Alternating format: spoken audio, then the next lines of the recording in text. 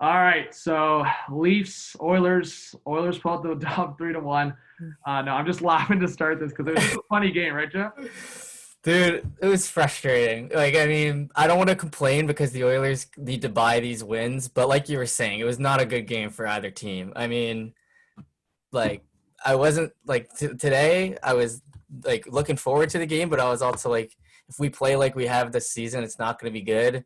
And luckily, the Leafs just couple unlucky bounces, but still, Well, I just laughed because not you good open it up, and again, I just think with the Oilers, like, yeah, you kind of bought a win tonight. You kind of got lucky, but for sure. yeah, it's one of those things. Like, it was just such a trash game. The energy was kind of there, but it was just like a trash, sloppy game. There was no like kind of structure. And then the first goal is literally Yamamoto from behind the net puts it in front. BC, I don't know, like, man, it goes back to like Pee Wee. You learn this like in fundamentals when you're younger, not to throw the puck across your net. And BC's like, oh, here, let's throw it across the net off of Buzz and skate. And like literally in the smallest spot in between the post and the pad of Anderson. Like, that's kind of how the game went for, I mean, both sides. It's not like the Oilers were like, I mean, even the Matthews goal, like there was no great goal tonight. Like Draisaitl's goal was probably the best, most attractive goal, but even that, it was like, I think it went off full yard. Yeah, it like kicked to him. It wasn't even like it was supposed to be like a nice setup. It wasn't like it was set up nice or anything. It literally was like just that he was there in the right spot. Okay, so for you, based on what you saw from the Oilers, is there like positives that they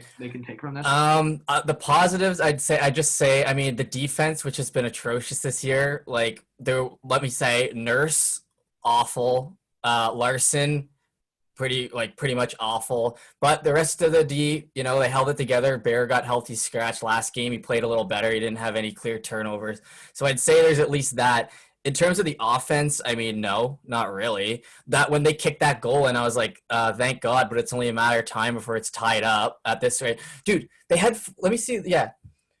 In the first period, 5 shot chances to 14 for the Leafs. 5 shot chances in the whole period, and then halfway through the game, they had like 7 shots or like 9. Like, no.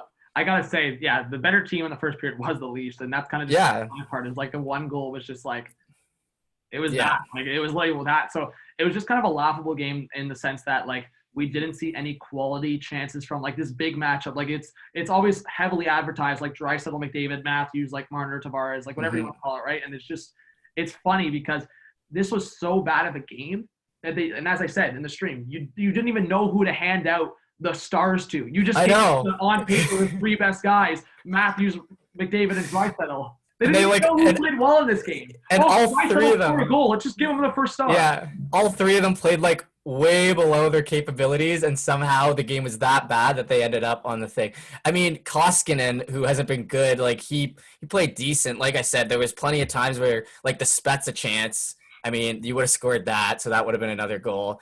Like, you know what I mean? Like, it's not like he was lights out, but I mean, another thing, like I can like what the viewers want. I can get all so mad at Spezza for missing an open net. I just think it's funny. Like, it literally is funny. Like, everything comes down to a puck being right in the crease. And I get, I'm not going to completely blame Spezza. It was a bad bounce. But at the end of the day, it's just like storybook ending for the Leafs. All these bounces going insane. But yeah, like Marner, if they put Marner somehow on those 3 stars, I was actually going to go off because Mitch Marner, like again, I don't know what is up. Sometimes this guy looks great, and then tonight it's just everything's being like overthought. Like I don't get it sometimes with this guy. If anything, the one guy I'll go for offense in the Leafs was Nylander because like I look at Tavares, Martin Matthews tonight, it just wasn't it. Nylander, if anything, he was creating chances for himself. Yeah. Is there a guy I thought Nuge had an okay game. I guess, yeah. I mean, he didn't do much. Cassian was had so many like that play with that Matthews goal, dude. Like, how are you gonna? The puck goes into the corner. There's like 7 minutes left in a game you need to win. You whiff on it. You don't look behind you. You give up on the play, and Matthews just has an open chance to walk in. And that goal, like, I know they kind of give Koskinen flack for not letting a lot in, but I mean, Matthews did pick it, like the spot, and like, I mean, it wasn't the worst goal of the game,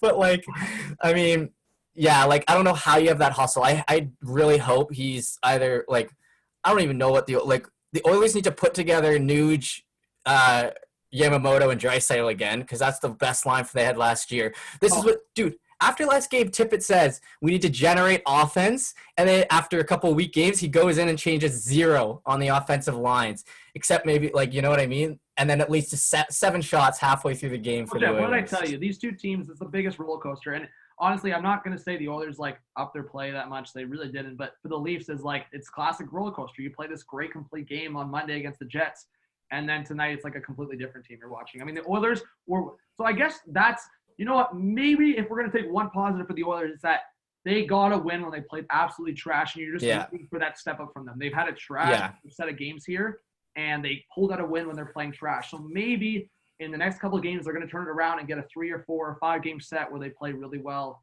and get games. And that's kind of what I've predicted for the Oilers, but I don't know. I mean, there's a big in a 56 game season, there's a big difference between 4-1 and 2-3. So I mean, we're taking the victory. But I mean, I've got 2 pages of like notes on how bad they kind of played and how many mistakes there were. Rip into them.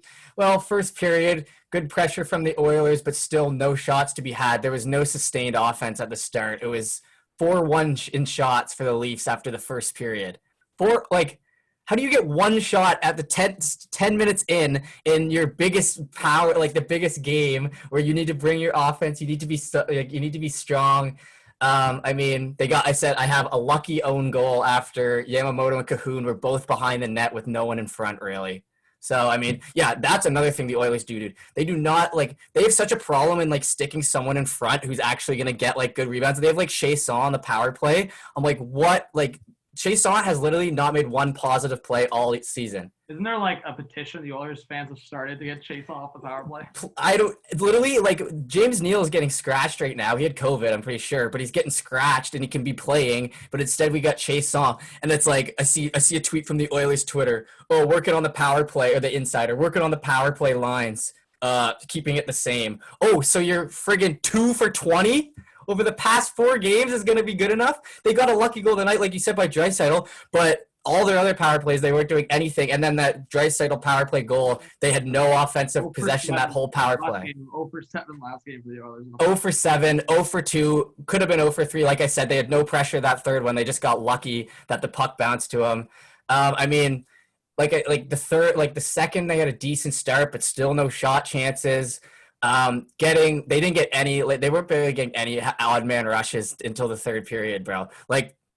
I don't know, I don't know if the Toronto, I know the Toronto D, you were having your problems with them as well, and I understand, but it's not like there was 2-on-1s or 3-on-2s every. Honestly, I thought if to name another positive, I thought Justin Hall and Muzzin played fine. Yeah. They did their role, so it's just it goes back to there's not too there's okay. I'm trying to explain this there were so many negatives, but it's just it's kind of same old and just watching just boring hockey that it's just there's nothing to fire me up. It's not there was a big turning point where Zach Hyman fell and gave the puck away, and it was just literally stupid after stupid after stupid, and the goals to show for were just lucky bounces. It's we didn't see any of the flash. McDavid almost had that sick goal in the backhand. I don't know if it was in the second period. Yeah. Pressured by Justin Hall. But outside of that, that was a nice there was play. the big plays from Marner or Draisaitl, Tavares, nothing, man. And I'm looking at even the depth.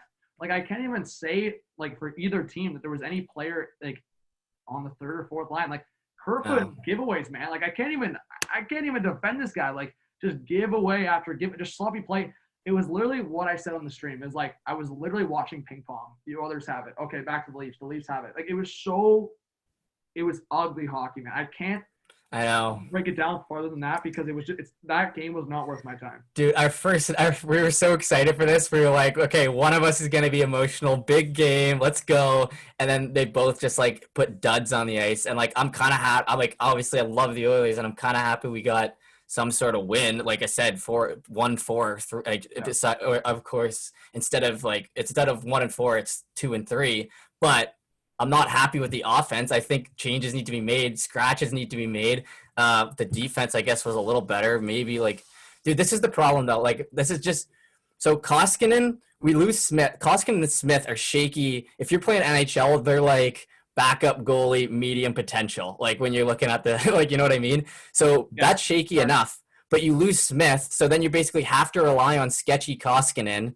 Because what are you going to do? Start Stuart Skinner, who had who was barely been able to play good enough in the AHL So we're kind of backed into a corner on the goaltending. So like I won't give like Koskinen as hard of a time, and he probably played one of his better games tonight, thankfully. But I mean, it's frustrating. I think. Do you think they're gonna come out and play better on Friday? Like we'll be back here doing this, but like I would still. hope both teams like. Again, I obviously want the Leafs to win, but it's like just in terms of just like having a good game and something to look forward to. Like, can you both these teams please like get their head out of their behind? Like that was, I don't even know what I watched, bro. Like that was so bad. Like it kind of went by fast, but it was just like it's only because I'm like streaming and I'm just like getting people stuff up. But it's like, man, if I'm sitting there and watching that, like, what am I taking away from this game? Like just like I said, sloppy play, giveaway, ping pong hockey, goes back and forth, like lose the puck. Okay, regroup, lose the puck, regroup. Like, I can't even say anything sexy happened tonight, or like even something that I could just be like, man, there was like even like the good play of the game of Koskinen making that glove save. It's just like super over exaggerated.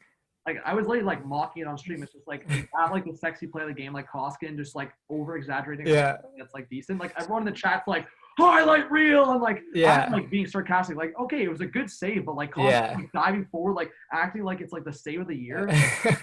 Dude, let's pick an over under on how long the highlight package NHL posts later. Is it going to be like 3 minutes because they're not like if you're a sportsman at like TSN, yeah, pulling out of the package, like they're going to show up. So I'm saying right now. Sports is showing it right now. Like you could probably count to like 100, and it's already supposed to like, bro. It's you like honestly, if you're trying to pick, like maybe you can pick out like Marner getting just absolutely just like smashed by I think it was Puljujarvi. Whoever hit. Oh yeah, dude, he stood him up. That was a hard hit. Yeah. Like, oh my, like look, let's show the VC putting it off Muzzin like 3 times.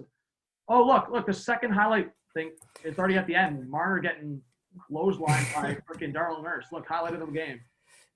Yeah, there wasn't a lot. Anyway, I mean, any last points? Yeah, no, I mean, I think we're pretty much good. I guess we'll be back here Friday. Hopefully it's yeah, I mean, thank you guys for watching. Smash like, subscribe. Sports with Warbs. His link will be in the description. So subscribe to him, and yes, sir. We'll get some of the people in the chat to subscribe to Sports with Warbs. Let's go. Okay, let's go, chat. Hot take like chat. Best live chat out there. Let's go. Yeah. All right, guys. Thanks. And hopefully we're more like angry or hyped up or something, more emotion for the next game, because that was just ugly. Yeah. See you guys.